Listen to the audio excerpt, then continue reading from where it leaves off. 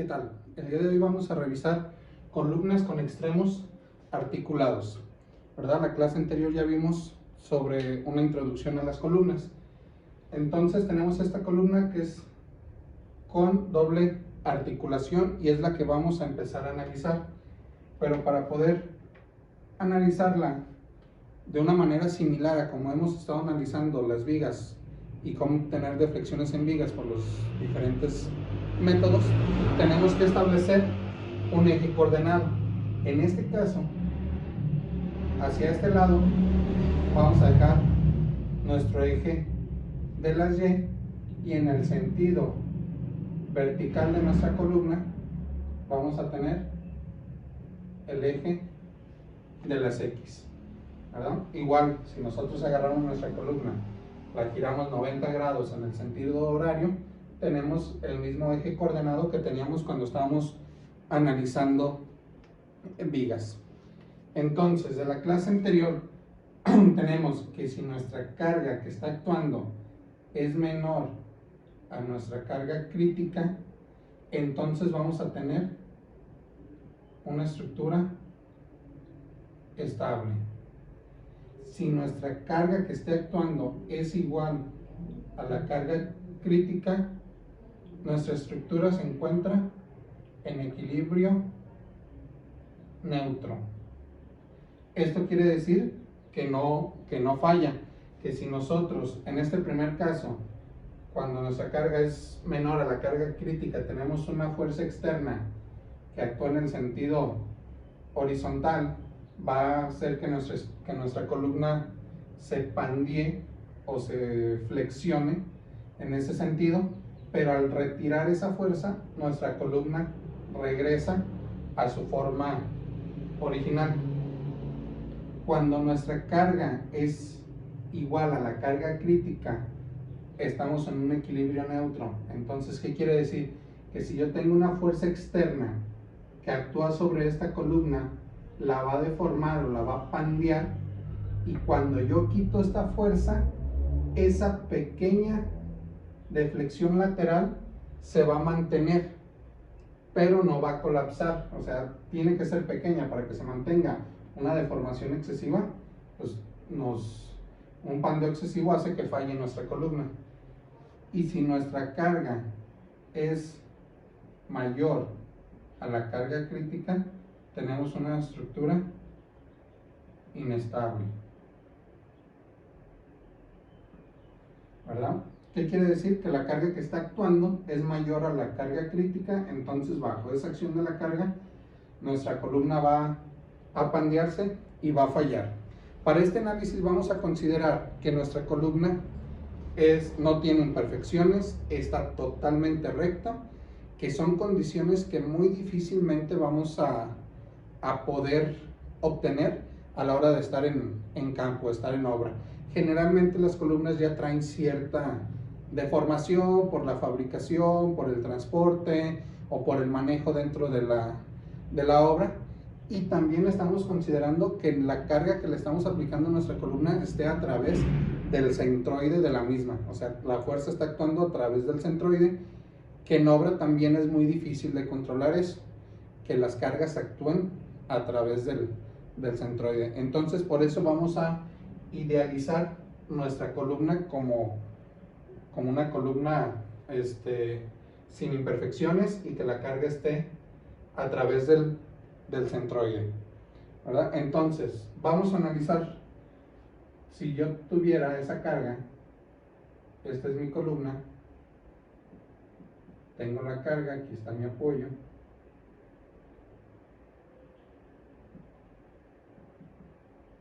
si yo le aplicara esta carga, mi columna se va a pandear.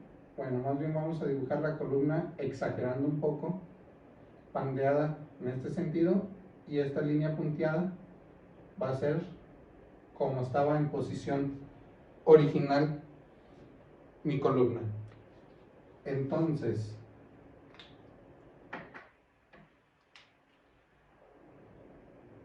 esta distancia de la posición original a donde está bandeada lo vamos a conocer como una deflexión, igual como lo vimos para nuestras vigas, ¿verdad? Este sigue siendo el punto A y este el punto B. Para empezar a analizarlas, nosotros tenemos que hacer algún corte a lo largo de nuestra columna a una distancia X. Entonces vamos a dibujar ese corte. Tengo mi apoyo, tengo la forma original de mi estructura, de mi columna, y tengo la forma bandeada. Entonces, recuerden que diario al hacer el corte tenemos que representar las fuerzas en donde estamos cortando, que nos representan el efecto que produce de la parte que estamos despreciando sobre la parte que estamos analizando para que esté en equilibrio. Entonces nosotros tenemos una fuerza P, pues aquí también vamos a tener nuestra fuerza P. Como vimos en la clase anterior, no tenemos fuerzas horizontales, por lo tanto no tenemos un cortante en nuestra columna. No lo voy a colocar, nuestro cortante es 0, pero sí tengo un momento. Entonces el momento lo vamos a dibujar en el sentido positivo. Este sería mi momento. Mi corte está hecho a una distancia X. ¿Sí? Entonces voy a borrar esto. A diferencia de cuando analizábamos las deflexiones en nuestras vigas, ¿verdad? La ecuación diferencial que obtuvimos, pues dependía solamente de las cargas que estuvieran aplicándose, ¿verdad? En este caso, esta deflexión que tenemos de aquí a aquí, pues entre mayor sea esta carga, pues más grande va a seguir siendo esta deflexión, y en consecuencia este momento va a seguir siendo más grande. Entonces, si nosotros hacemos, este es el punto A, si nosotros hacemos una sumatoria de momentos en el punto A, nosotros vamos a tener una sumatoria de momentos en A igual a 0. Nosotros vamos a tener el momento que está actuando, y viene en este sentido, sería más mi carga. ¿Y cuál sería su brazo de palanca? Sería la deflexión, ¿verdad? Entonces, de cuando analizamos deflexiones en las vigas, vamos a tener que EI por la segunda derivada de B era igual al momento, a mi ecuación de momentos.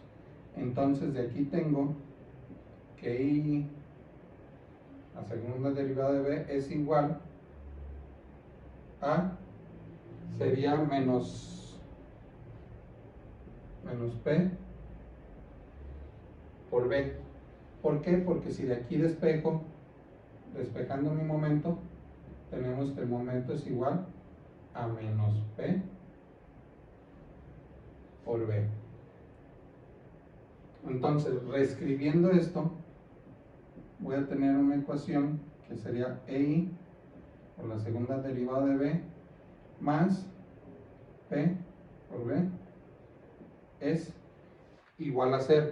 Entonces, ustedes ya son expertos en ecuaciones diferenciales. ¿Qué tipo de ecuación tenemos aquí? Tenemos una ecuación diferencial de segundo orden, homogénea, lineal y con coeficientes constantes. Esta es la solución, o esta es la ecuación que tenemos que buscarle una solución.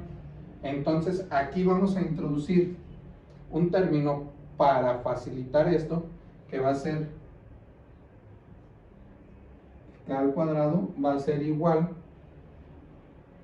a P sobre EI, o que K es igual a la raíz cuadrada de P sobre EI.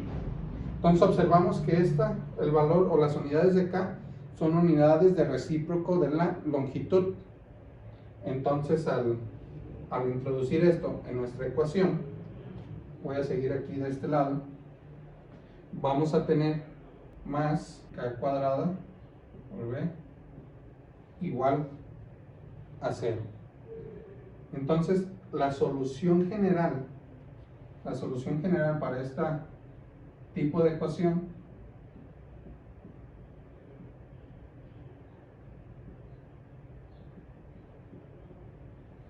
solución general es C1 por el seno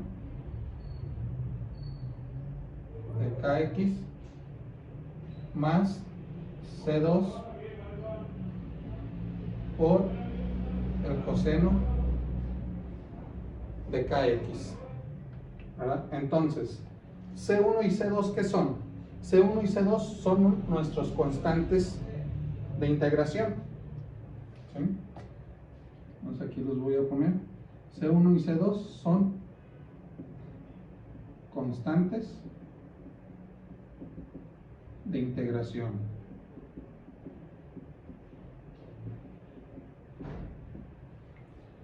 ¿Verdad? Que son los que tenemos que evaluar, o más bien tenemos que encontrar esos constantes de integración. ¿Cómo los vamos a encontrar? Pues aplicando las condiciones de frontera o las condiciones de apoyo que tenga nuestra columna. ¿Qué condiciones de apoyo tenemos en nuestra columna con respecto a la deformación?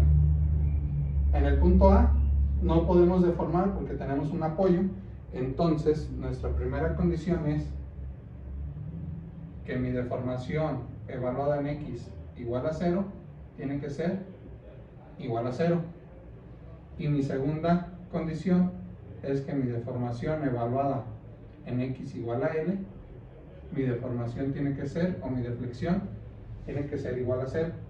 En este punto y en este punto, pues no se puede desplazar, no puede ocurrir una deformación, ¿verdad? Entonces, al aplicar esta primera solución aquí, obtenemos que C2 es igual a 0, ¿sí? Al aplicar esta solución en esta, vamos a tener que C1 por seno de KL es igual a 0. Ahora, aquí tenemos dos cosas para poder solucionar esa primera solución. Entonces, ¿cuál sería el caso 1? De aquí vamos a darle la solución. Entonces, el caso 1 sería cuando C1 sea igual a 0. Entonces, C1 sería igual a 0. ¿Qué nos implica que C1 sea igual a 0? Por lo tanto, mi deformación es igual a 0. ¿Qué me dice eso? Pues que mi columna es totalmente recta, ¿verdad? Entonces, esta solución me da que tengo una columna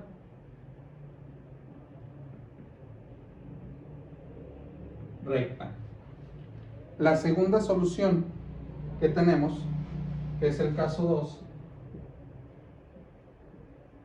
es cuando el seno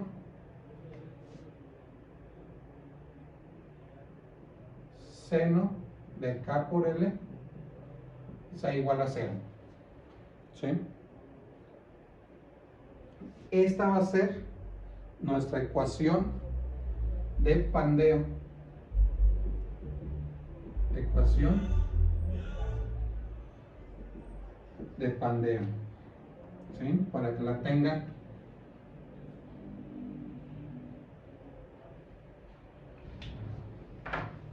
tengan ahí anotada. Esa es nuestra ecuación de pandeo.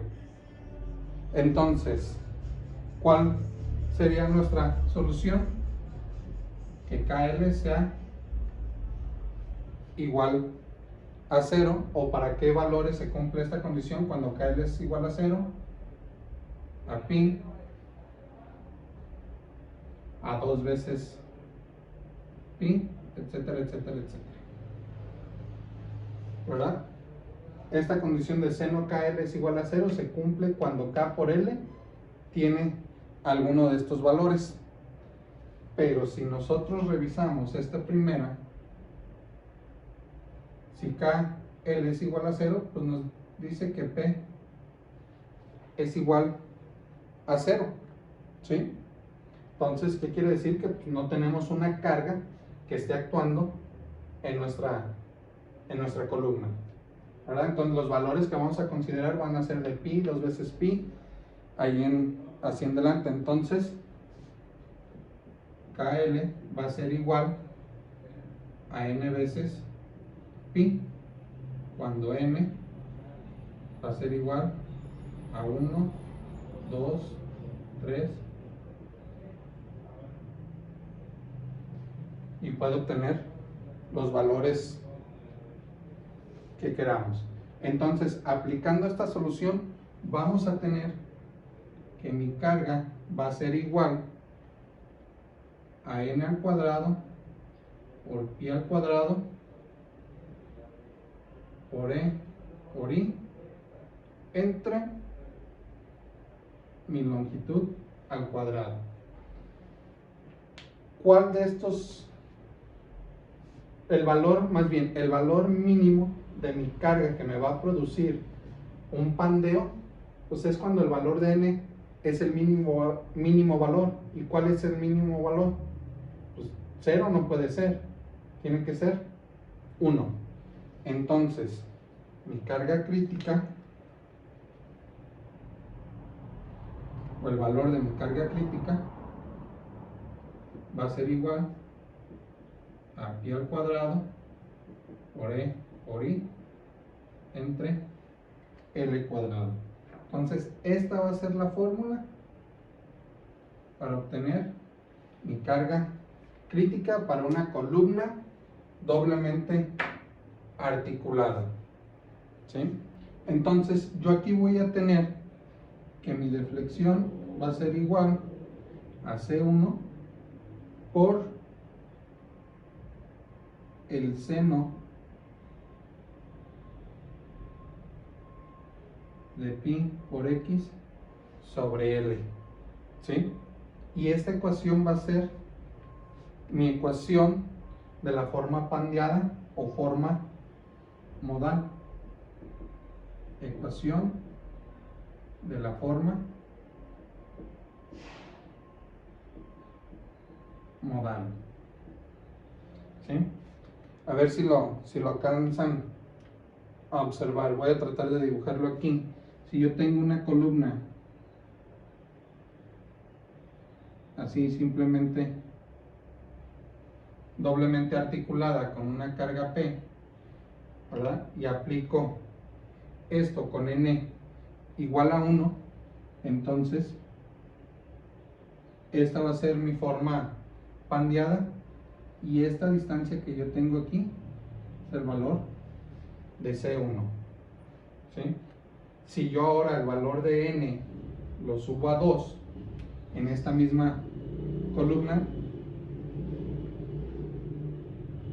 voy a tener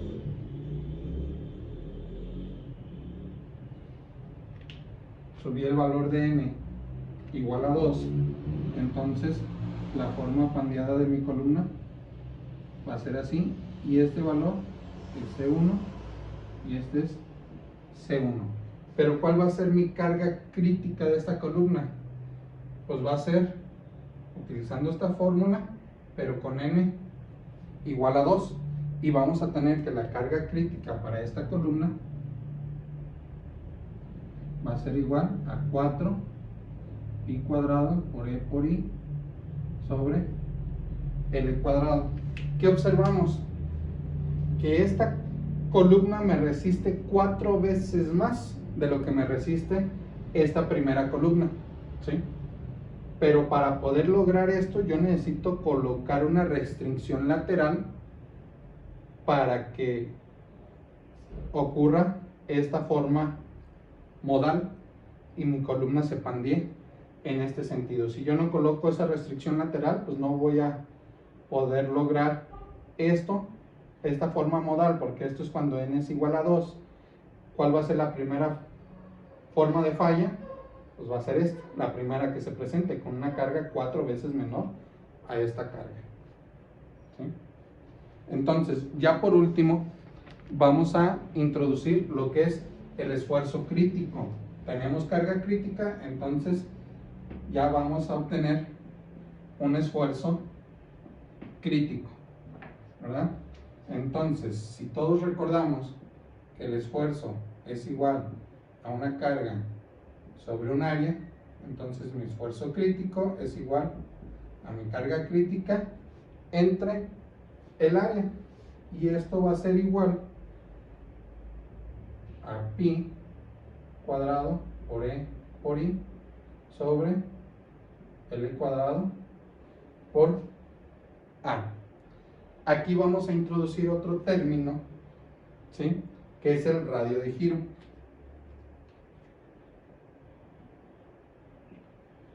Radio de giro. ¿Qué es el radio de giro? Lo vamos a representar con la letra R, y es la raíz cuadrada de la inercia sobre el área, ¿verdad? Son dos elementos que tenemos aquí, y es una relación geométrica, depende nada más del aspecto geométrico de nuestra columna. Entonces, si nosotros sustituimos esto aquí en esta fórmula, vamos a tener que el esfuerzo crítico va a ser igual a pi al cuadrado por E entre L entre R al cuadrado. ¿Sí? Aquí vamos a introducir otro término. Este de aquí lo vamos a conocer como una relación de esbeltez. Esto me dice qué relación tengo con el largo de mi columna con respecto a una sección transversal. Generalmente en algunos libros de texto maneja que esta relación de esbeltez para columnas anda de 30 a 150. En algunos de los manuales, por ejemplo el AISC para diseño de estructuras de acero, anteriormente en su versión decía que esta relación de esbeltez para elementos a compresión no debería de ser mayor a 200. El nuevo reglamento, la nueva actualización ya no te limita a esos 200, pero sí te hace una sugerencia de que revises esto, que no tengas una relación de esbeltez muy grande. ¿Por qué? Porque si tienes una relación de esbeltez muy grande, ¿qué quiere decir? O que tu longitud es muy grande, o más bien que tu longitud con respecto a tu sección transversal es demasiado grande y es una columna muy esbelta, ¿verdad? Bueno, hasta aquí dejamos lo que es la teoría de columnas articuladas o columnas con doble articulación. En el siguiente video veremos ya un ejemplo, ¿verdad? Espero les haya gustado. Cualquier duda o sugerencia, déjenlo en los comentarios. Hasta luego.